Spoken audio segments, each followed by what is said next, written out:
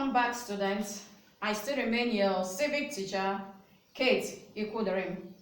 Today, we'll be looking at the topic democracy. But before we proceed, let's go through our past work. Last time we talked about right attitude. What did I say right attitude means? It simply means the right or positive ways of doing things. And we also looked at some features or some characteristics that makes a person to that will qualify a person to have a right attitude.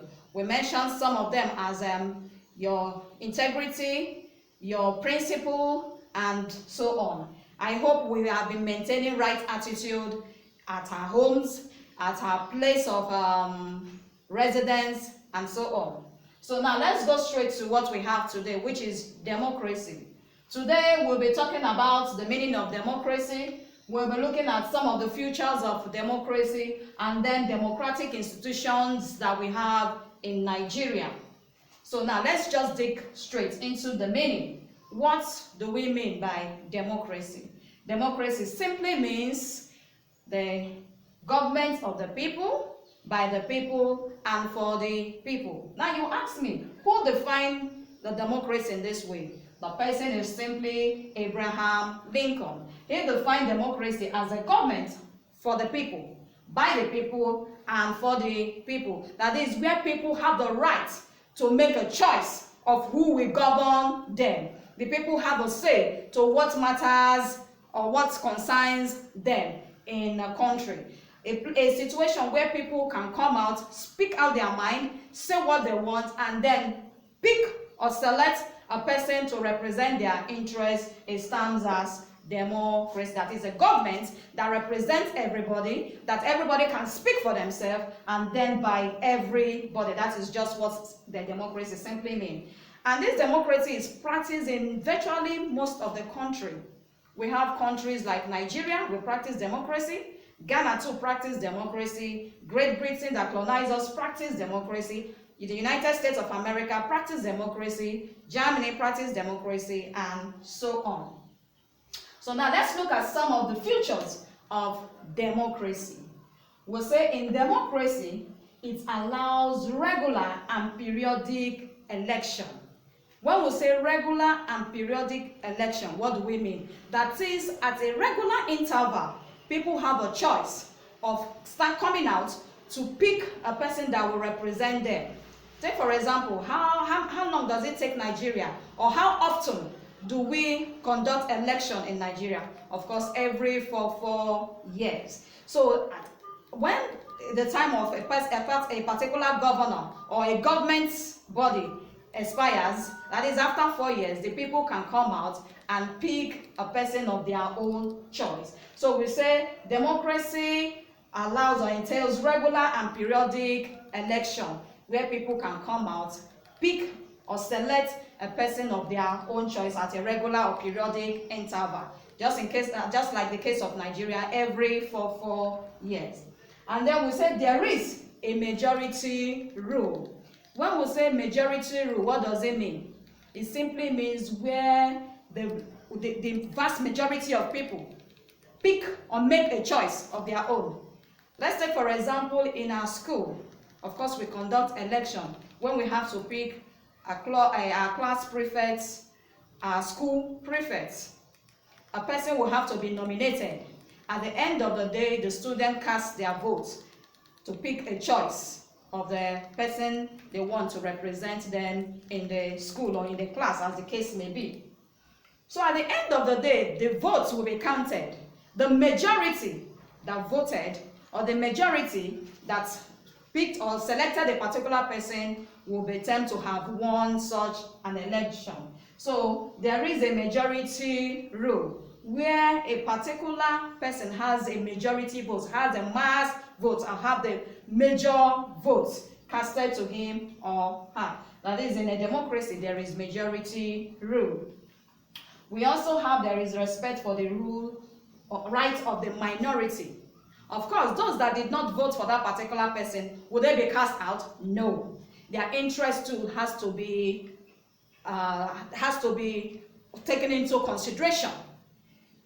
Just for example, our class prefects Of course, not everybody will vote for, let's take for example, we have Destiny and we have Olise as our class prefects to be voted for. At the end of the day, probably the majority will vote Olise as a class prefect. Those that voted for Destiny, what will happen to them? Would they be cast out? Of course not. Their interests too need to be taken into consideration.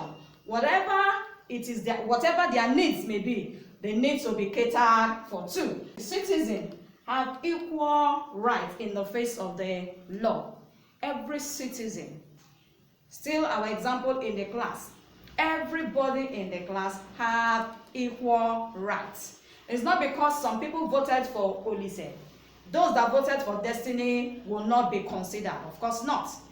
In the eyes of the law, where democracy applies, everybody has a right. Everybody is equal in the face of the law. I have a right, you have a right, despite who we voted for. Just like our country, Nigeria, the PDP and the APC. Some people voted the APC, some people voted for PDP. At the end of the day, APC won the election. Would the PDP people be thrown away? Of course not. Their interests need to be considered. Those things that they are fighting for, those things that they need, still need to be considered. That is why we are saying that everybody is equal in the face of the law. And then the last one we have here is that there is free and fair election.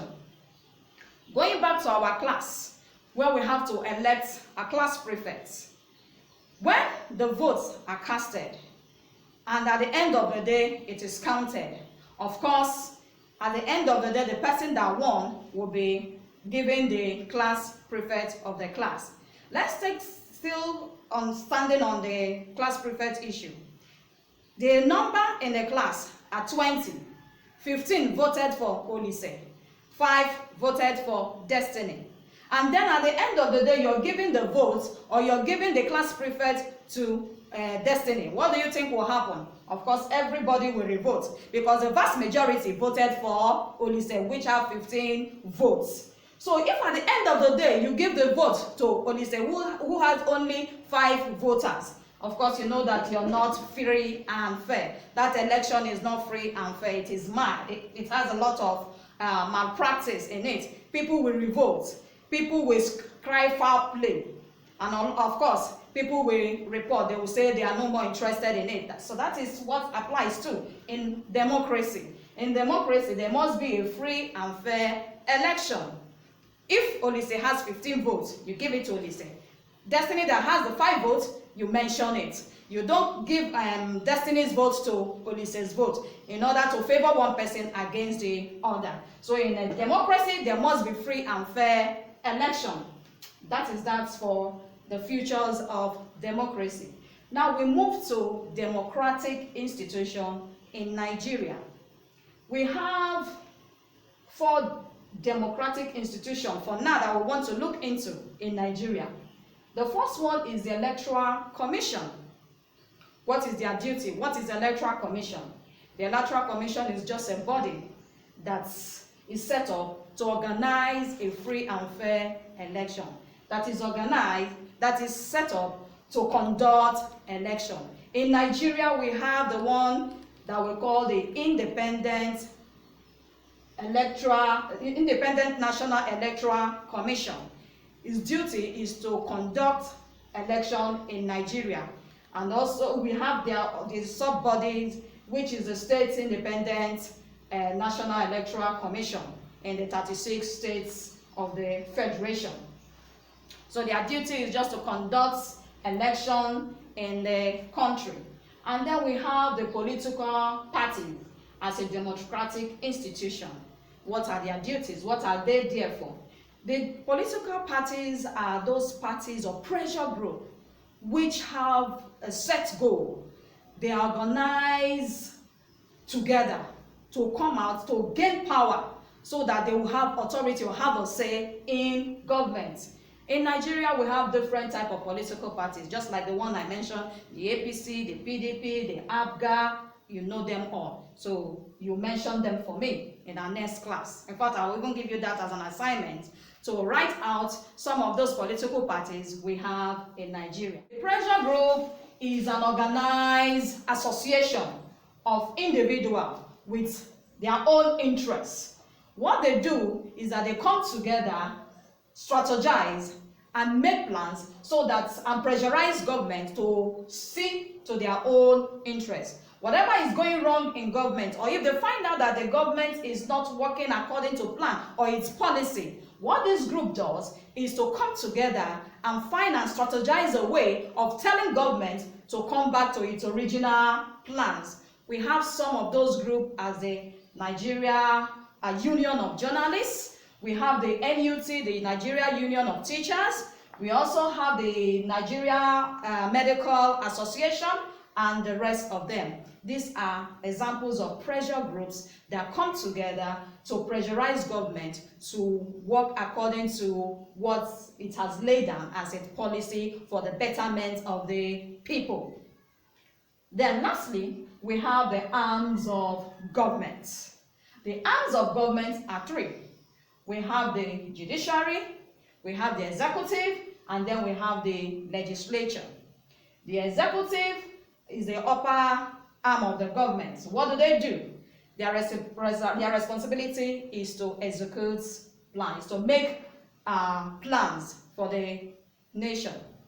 And then we have the judiciary. The judiciary is the last cadre in the arms of the government. Their own is to interpret what? Is to interpret the law. And then we have the legislature. The legislature is there to make laws. So these are the arms of government: the executive, the legislature, and then the judiciary.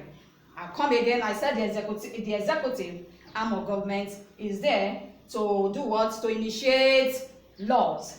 And then the legislature does what? They implement the law. And then the judiciary interprets the laws. These are the three arms of government that we have in Nigeria. With this, we come to the end of our lesson. But before then, I'd like you to go back, read your book, go through your textbook, find out some of the functions of the Electoral Commission, the INEC that we have in Nigeria, their duties, their functions. This will help us in our next class, because in our next class, we'll be digging deep, finding out more functions of the electoral bodies in Nigeria. Thank you.